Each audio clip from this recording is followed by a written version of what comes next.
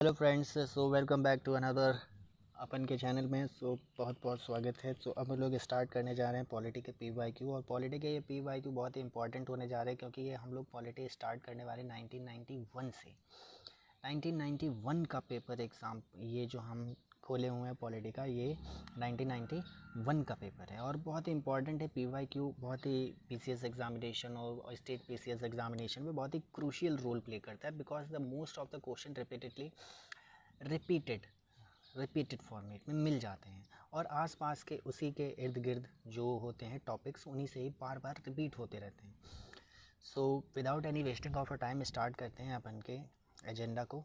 Agenda ये रहेगा हम लोगों का, जैसे प्लान ये है करने का कि हम लोग शुरू करेंगे पॉलिटी 1991 से। ओनली पॉलिटी शुरू करेंगे सिर्फ 1991 से।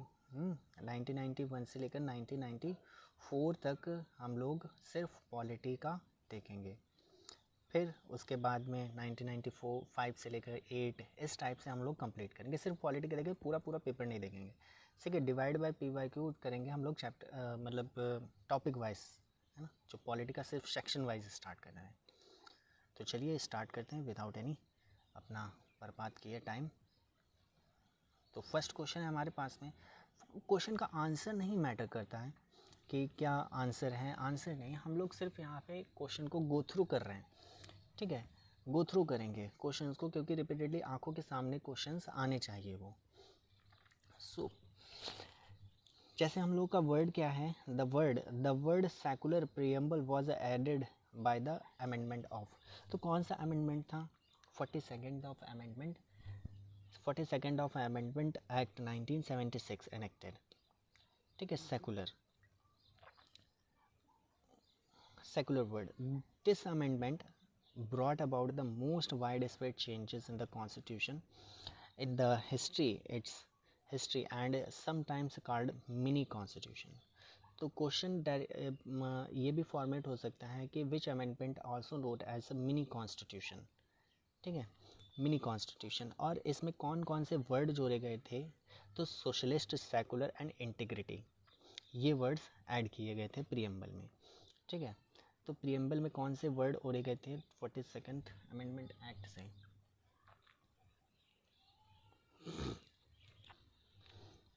न्यू पार्ट इसमें ऐड किया गया। न्यू पार्ट कौन सा ऐड किया गया? Part 4A, fundamental duties by the citizenship. कौन सी समिति थी?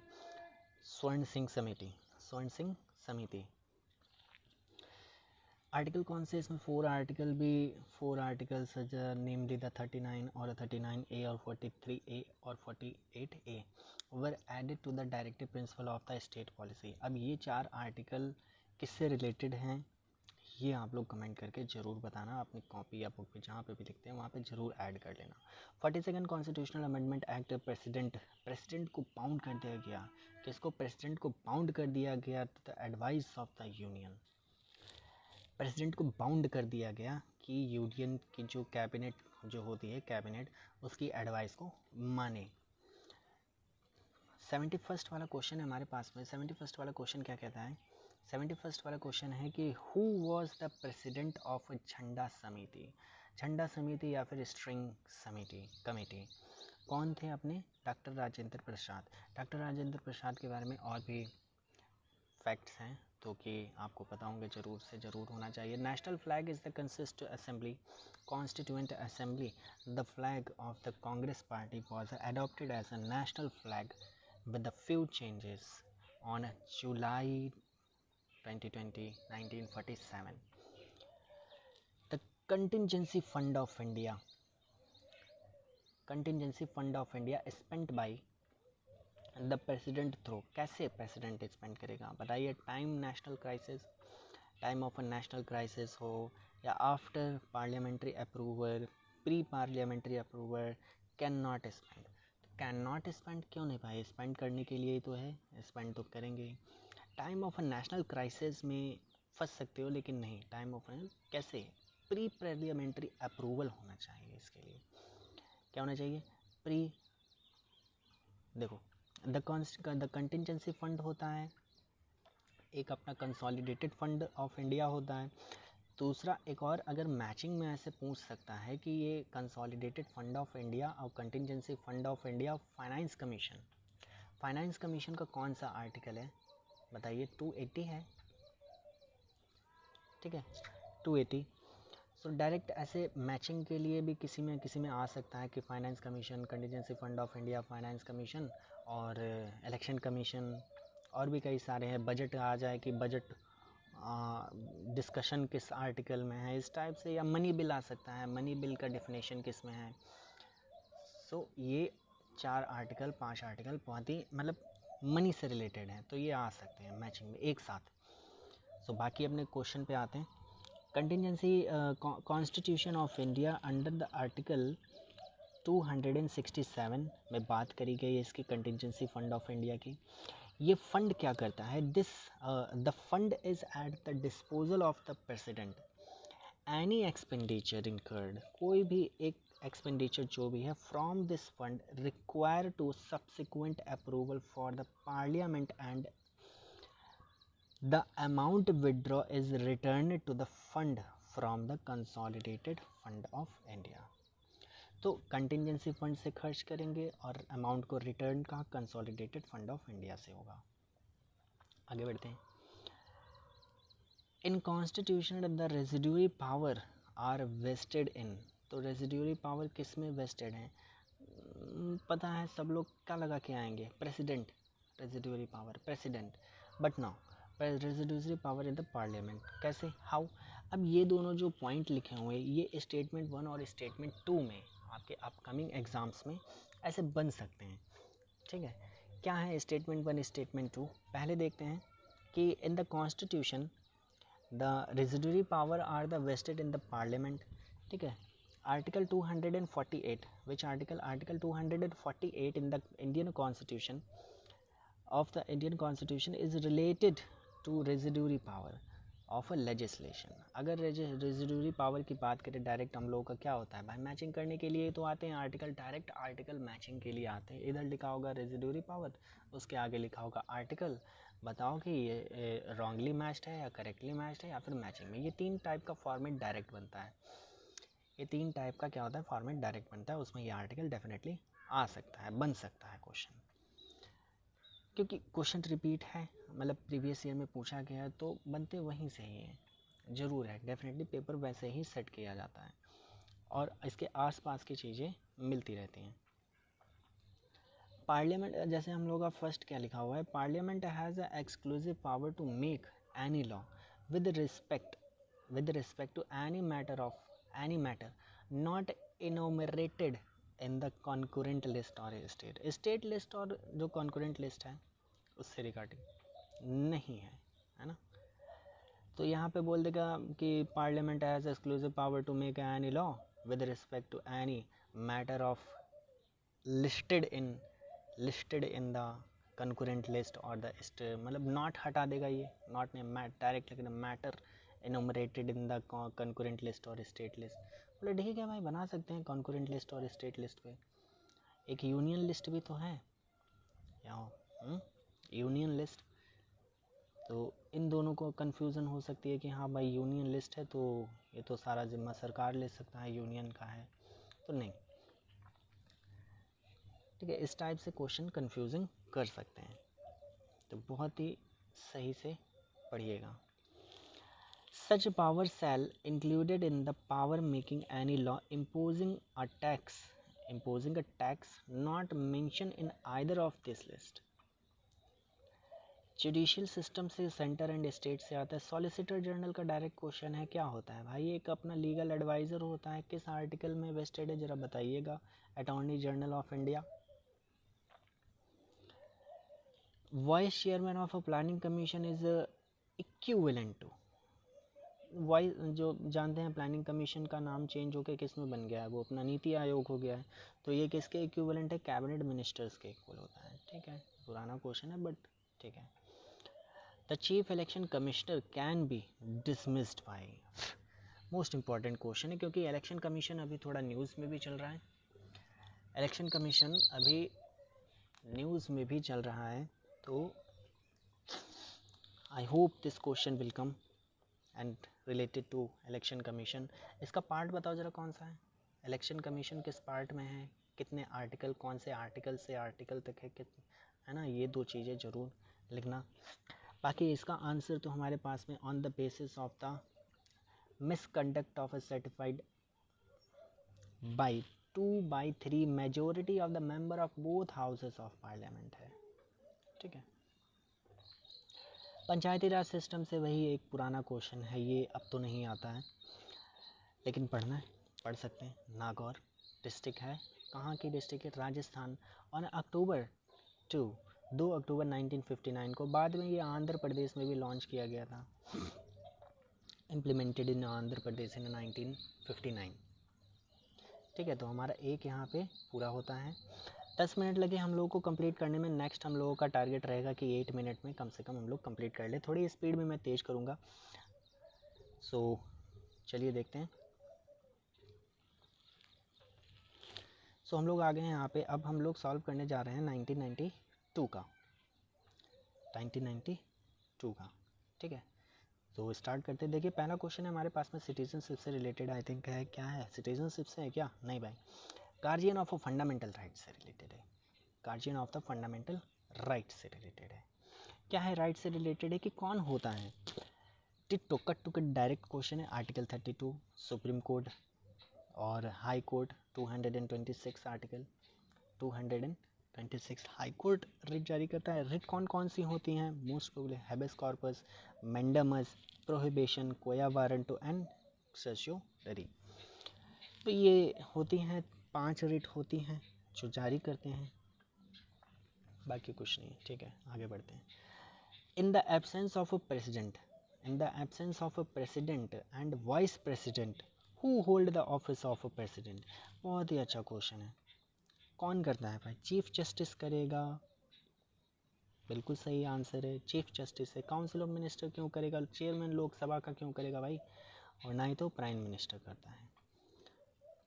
In the absence of a president and vice president, chief justice of Supreme Court hold the office of a president.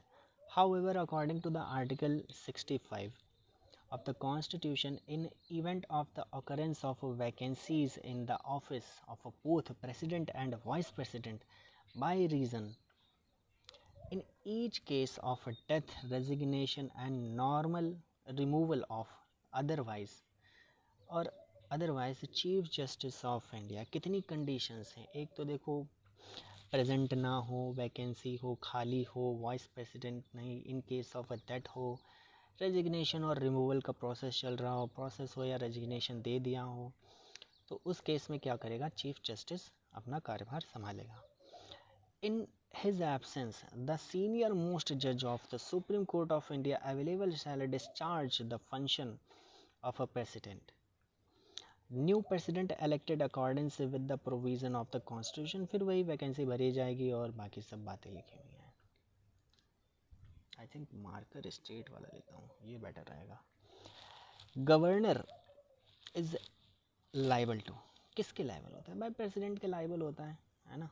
किसके लाइबल होगा? President के लाइबल होगा, president के liable होता है governor. Governor is liable to the president of India. The executive power of the state is vested in the governor. ये क्या होता है? कॉन्स्टिट्यूशनल हेड ऑफ स्टेट होता है। And state council of ministers, governor क्या होता है? State is vested in the governor, council of constitutional head of state and the state council of minister. Article 153 provides that there shall be a governor of each state. कौन सा? Article 153। अब article 155 बहुत बार पूछा गया। I think last 2024 वाला exam हुआ था, उसमें भी गवर्नर का आर्टिकल डायरेक्ट रॉन्गली मैच्ड में था। आई थिंक रॉन्गली मैच्ड में था, बिल्कुल। The state governor of a state shall be appointed by the president by warrant under his hand and seal. Article 156 says that the governor shall hold office during the pleasure of the president. ठीक है, तो किसके pleasure से? Pleasure of president. The governor may by riding under his hand address to president and resign office and subject to the recognition provision of the article. Governor shall hold office for the term of a 5 year. ठीक है, date of which join, ठीक है, जहाँ से वो join करता है. Which of the following is not necessary for presidential candidate. कौन सा नेसेसरी नहीं है? एजुकेटेड नहीं होना चाहिए, बाकी सब चल जाएगा. मस्ट सिटीजन हो, 35 की एज कंप्लीट कर ली हो, और मेंबर ऑफ एलिजिबल होना चाहिए लोकसभा का, और should not holding any office of profit under the government of India, state और under the other authorities of subject to the control of the any of the side government. President rule can be imposed for maximum time of, कौन सा? 3 साल. The president rule under rule जो होता है under 356 356 of the Constitution remains valid in the state for the maximum period of a 6 month. ठीक है, 6 month for the date of issue. It approved by both House of Parliament. President it can rule can continue for 6 month. It can be extended for a, ठीक है, it can be extended for a maximum 3 year. तो minimum कितना? 6 month और maximum 3 year. Approval of the parliament done by every 6 month में हमको फिर से बार बार उसको अप्रूवल लेना पड़ेगा अकॉर्डिंग टू द आर्टिकल 356 में. 356 is also referred to the imposition of the presidential rule in the state according to the article 356. President's rule can be imposed on any state of India on the ground of a failure of a constitutional machinery of that the particular state. Article 356 of the Constitution is also referred to as a state emergency. Cabinet include कौन कौन होता है cabinet में? Only cabinet ministers होते हैं, all ministers नहीं होंगे, minister of all ministers नहीं होते. ठीक है, कैबिनेट होता है अपना. कैबिनेट मिनिस्टर कौन कौन से? Cabinet minister participate in every meeting of the cabinet. ठीक है, वही सब बातें लिखी हुई हैं. डिप्टी कौन होता है? देख लेना यार. Chairman of which house is not member of the house, that house. Chairman of which house is not a member of that house. कौन होता है? Rajya Sabha. The vice president of India is ex officio chairman of Rajya Sabha. The upper house of the parliament, he is not a member of upper house of the parliament. The tenure of a member of Rajya Sabha, tenure कितना होता है? 6 साल का होता है. राज्य सभा से आया है और हर 2 साल में कितने रिटायर होते हैं? जरा बताना. हर 2 साल में कितने रिटायर होते हैं? 1/3 of the member of retire every second year. Replaced by newly elected member. Each member is elected for a 6 year. Term कितना होता है? 6. टर्म पूछे.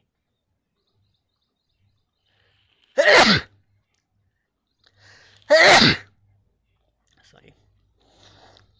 तो टर्म पूछे कितना? 6 साल का. रिटायरमेंट इनकी हो जाती है 2 साल में, मतलब हर 1/3 मेंबर्स का. और पूछे क्या ये डिसॉल्व होता है? नहीं, राज्यसभा डिसोल्यूशन नहीं होता है. इसके 2 साल में मेंबर जो होते हैं वो क्या हो जाते हैं? रिटायर होते रहते हैं. ये टर्म कितना है? ये टर्म और उससे डिसोल्यूशन में फ़र्क है. ठीक है. Who decided weather a bill और अ मनी बिल और नॉट? कौन डिसाइड करता है? ये कौन है? Speaker of the Lok Sabha decide करता है. कौन डिसाइड करता है भाई? Definitely you know that the article 110 of the constitution deal with the money bill. They can be introduced only in the Lok Sabha. केवल लोकसभा में इंट्रोड्यूस किया जाता है. लोकसभा कैन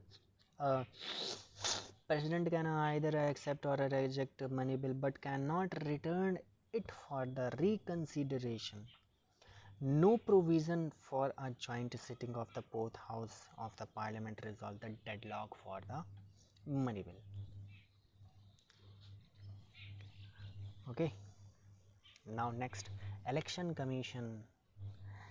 इलेक्शन कमीशन से related question, not associated with election का, notification about the election, notification about the election, क्यों भाई notification about the election नहीं, to allot the election symbol, to resolve the legitimacy of the election, complete the election of a peaceful manner. Notification about the election is not associated with the election commission, बात तो सही है, ये तो आ सकता है बिल्कुल, इस पे तो ध्यान ही नहीं जाएगा, भाई इलेक्शन कमीशन है तो नोटिफिकेशन यही जारी करता होगा, लेकिन नहीं। Under the section of 14 of a representation of a people act, the election commission send its recommendation to the government which requested the president to clear the notification of the poll date. Based on the recommendation, the law minister prepare a proposal for the union cabinet, which recommends to president to approve the issues of notification for the different phases. ठीक है, तो कौन करे भाई, मतलब कि जो election commission होगा वो भेजेगा अपना रिकमेंडेशन या नोटिफिकेशन कि भाई तुम लॉ मिनिस्टर प्रिपेयर करो एक proposal for the union cabinet को, विच रिकमेंड, जो रिकमेंड करेगी ना प्रेसिडेंट को, अप्रूव प्रेसिडेंट अप्रूव करेगा नोटिफिकेशन, तब जाके कहीं पे नोटिफिकेशन आउट होगा। इलेक्शन कमीशन का कोई रूल नहीं है, इलेक्शन कमीशन नहीं करेगा। अच्छा, मेयर का टर्म कितना होता है भाई, 5 साल का होता है, ठीक है बस। अब हम लोग बढ़ते हैं नेक्स्ट पे, बढ़ते हैं 1993 वाले पे।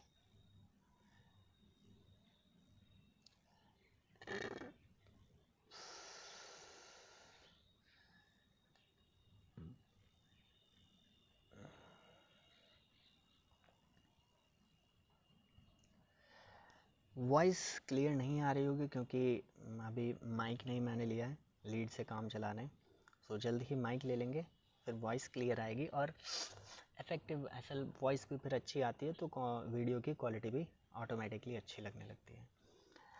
सो अपना ये वाला क्वेश्चन देखते हैं 1993 का, स्टार्ट करते हैं। और जिसने भी अभी तक चैनल को सब्सक्राइब नहीं किया तो सब्सक्राइब कर लें। Constitutional Assembly were elected through member of a constituent assembly. Constitutional Assembly कैसे, directly by the people who nominated by the National Congress, बिल्कुल नहीं। Through the nomination of the state ruler, no।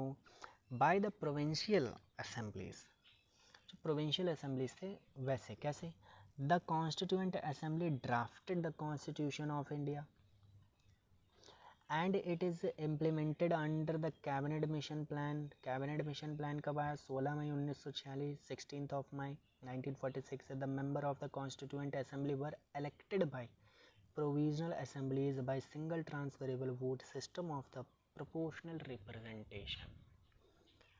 तो ये भी आ सकता है कि भाई कैसे इलेक्ट किए गए थे, by the provincial assemblies by single transferable vote system of a proportional representation। Fundamental duties were included in the, कौन सा आया था भाई, 42nd अमेंडमेंट 1976 वाला, ऊपर देख के आए थे fundamental duties. Duties were added the 42nd of a Constitutional Amendment Act 1946 of the recommendation of a Swarn Singh Committee by way of a 42nd Constitution। अभी ऊपर हम लोग पढ़ के आए थे, उसमें क्या क्या हुआ था, प्रेसिडेंट को बाउंड कर दिया गया था एडवाइस मानने के लिए, जो कैबिनेट की जो बातें होंगी वो सब प्रेसिडेंट को बाउंड कर दिया गया था। और इसमें आर्टिकल कौन से, 4 आर्टिकल थे जो जोड़े गए थे, कौन कौन से, 38, 39 और 48A, ये भी था, एक और आर्टिकल कोई था। तो इसमें क्या है, विच इज़ कंसिस्ट आर्टिकल, ये मतलब चैप्टर अपना कौन सा जोड़ा गया, फंडामेंटल ड्यूटीज़ का जो चैप्टर है वो कौन सा है, 4A चैप्टर है। बहुत आता था लेकिन अब आ भी सकता है, इजी नहीं है, मैचिंग में आ सकता है ना, ऐसे करके यहाँ पे लिखा हो इस टाइप से 4 बने हुए, एक गलत बना दिया, यहाँ पे लिखा हो FR फंडामेंटल राइट, सिटीजनशिप और क्या कहते हैं फंडामेंटल ड्यूटीज़ लिखा हो, और DPS भी लिखा हो, DPSP।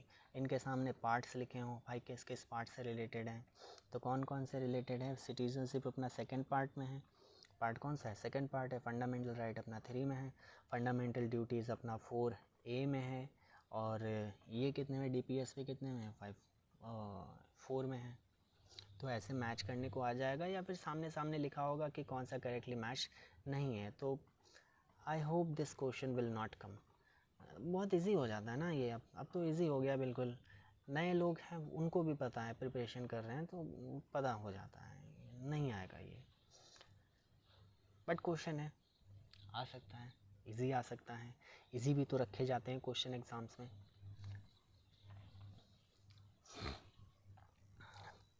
तो और कुछ नहीं है इसमें, चलिए आगे बढ़ते हैं। ये क्या है, concept of fundamental duties were take it on, ये सोर्सेज से भी आता है कि कौन सा जो अपना पार्ट्स है वो किस कॉन्सेप्ट, किसके कॉन्सेप्ट से रिलेटेड है।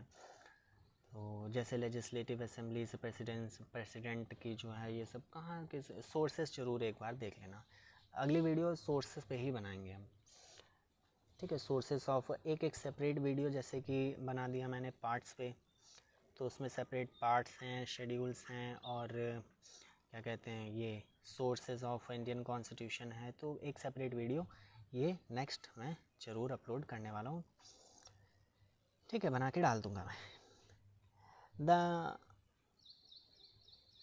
Electoral rule of for the presidential election in the Indian consist of, तो कौन होता है भाई, इलेक्टेड मेंबर ऑफ लोकसभा, केवल लोकसभा नहीं, elected member of Rajya Sabha no, elected member of state no, elected member of state legislative council. बताइए कौन सा वाला सही होगा। Elected members of state legislative council, legislature,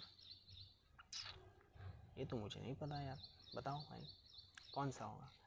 तो एक तो 3, कितने 3 ही थे कि 4 है भाई, अच्छा मैंने 3 उन्हीं तीनों को है ना काट दिया, क्योंकि क्या होता है भाई, लोकसभा होता है, राज्यसभा होता है, स्टेट लेजिस्लेचर होता है। यहाँ पे स्टेट लेजिस्लेचर जो लेजिस्लेटिव काउंसिल होता है इसका रोल नहीं होता है, ठीक है, तो इसका रोल नहीं होता है, सिर्फ इलेक्टेड मेंबर्स होते हैं। और इसमें कौन से, एक और चीज़ इसमें शामिल होती है, कौन सी चीज़ है कि दिल्ली और पुडुचेरी के जो भी इलेक्टेड मेंबर्स होते हैं वो भी इसमें इलेक्शन में पार्टिसिपेट करते हैं। प्रेसिडेंशियल इलेक्शन में किस तरह से पेपर मतलब इनका वोट होता है, कौन कौन सा होता है, क्या प्रोसीजर होता है, ये ज़रूर एक बार देख लेना। Presidential electoral college consist of elected member of the Rajya Sabha, upper house जिसे बोलते हैं, और लोकसभा को लोअर हाउस बोलते हैं। Elected member of the legislative council of assemblies, ठीक है भाई, बताया ना, दिल्ली और पुडुचेरी के इलेक्टेड मेंबर होने चाहिए। Legislative council have no role in the electoral of the presidential election, ठीक है। अब ये पॉलिसीज़, असर्शन और रीज़न से है question. Policies are made by ministers and implemented by the public servant, absolutely correct. In a parliamentary system the concept of a collectively responsible minister, तो इससे public servant से और collectively responsible to the ministers, इससे कोई इसका reason तो match नहीं कर रहा है, दोनों सही है लेकिन इसका करेक्ट रीज़न ये नहीं है। फिर क्या हमारे पास में, a person who is not a member of a parliament can be cabinet for the 6 month के लिए रह सकता है, बाकी उसको फिर करना पड़ेगा अपना। आर्टिकल 75 क्या कहता है, of the Indian constitution, minister who is for any period of a 6 consecutive month not a member of either house or a parliament shall be expiration of that period cease to be a minister. Rajya Sabha representation of the state are on the given basis, कौन होता है, as per the population ratio, कौन सा, as per the population ratio. 4th schedule की बात करिए, 4th schedule है अपना, यहाँ पे लिखा हुआ 4th शेड्यूल। पहली बात तो फर्स्ट शेड्यूल क्या है, फर्स्ट शेड्यूल अपना है, फर्स्ट शेड्यूल है state and union territories, border changes by law, ये अपना फर्स्ट शेड्यूल है। सेकंड शेड्यूल हमारे पास में क्या है, सेकंड शेड्यूल है अपना सैलरीज से रिलेटेड है, जिसमें प्रेसिडेंट है, वाइस प्रेसिडेंट एंड जजेस of supreme court and high courts, इन सब की सैलरीज एंड अलाउंसेस की बात करी गई है। फिर अपना कौन सा है, ये फोर्थ शेड्यूल आता है। फोर्थ शेड्यूल में क्या है, representation of seats, representation of seat. पांचवा अपना है अपने पास में fifth schedule allocation of seats. Six schedule जो है वो असम, मेघालय, त्रिपुरा, मिजोरम से रिलेटेड है। सेवन्थ शेड्यूल जो है cabinet, central government and state government का क्या है, कॉमन लिस्ट, जो करंट लिस्ट कंकरेंट लिस्ट होती है उससे रिलेटेड है ये। एट्थ वाला अपना ऑफिशियल लैंग्वेज से रिलेटेड है। Who among the following of the chairman of Rajya Sabha, Rajya Sabha का कौन होता है, चेयरमैन कौन होता है राज्यसभा का, तो वाइस प्रेसिडेंट होता है of the Indian constitution. According to the article मतलब 64, article 64 of the constitution of India, ये क्या कहता है कि vice president to ex officio chairman of the council of state Rajya Sabha and shall not hold any office of the profit under the article 64 of the Indian constitution. Provide that during any period with vice president, when vice president act as a president under article 65, तो कब काम करेगा 65 according to the article, he shall not perform that duty of office of a chairman of the council of the state, shall not be entitled to any salaries and allowances paid to the chairman of the council of state under the article 97.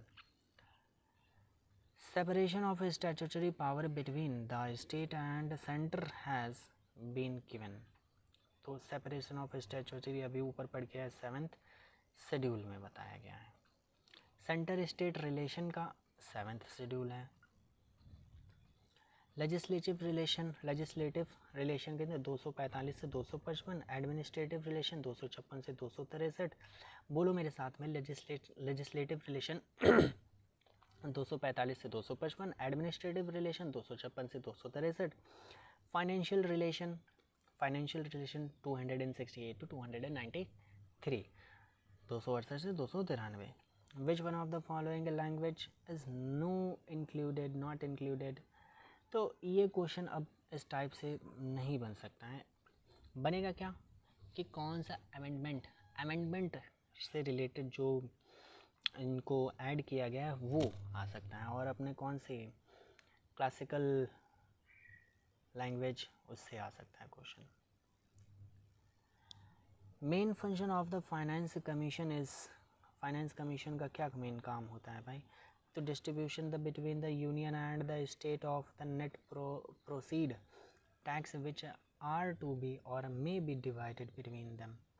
ठीक है, article बताया था 280 of the constitution speaks about, मतलब 280 sub clause 3 of the finance, जो finance commission है, article state that shall be duty of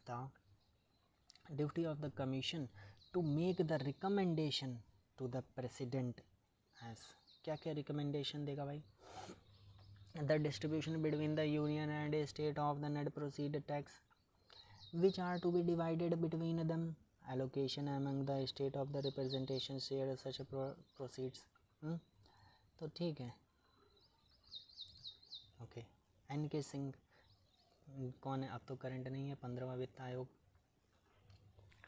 16वें वित्त आयोग का बताओ। The tenure of a post computer auditor general कितने साल का होगा, 6 साल का होगा, 5 साल नहीं होगा। ठीक है, कंप्यूटर ऑडिटर जनरल। तो C A G appointed oath and condition of service, article 148 में कहा गया। Article 148 broadly deal with the C A G appointment oath and condition of the service. Article 148 to 151 related to the comptroller auditor general. Tenure of the comptroller auditor general, ठीक है भाई, 6 साल का हो या फिर 65 साल उसके पूरे हो गए, जो भी कंप्लीट हो जाए पहले। प्लानिंग कमीशन इस्टेब्लिश्ड बाय किस, by the passing the special resolution union. ठीक है, प्लानिंग कमीशन अब क्या जानने लगे हैं, नीति आयोग जानने लगे हैं।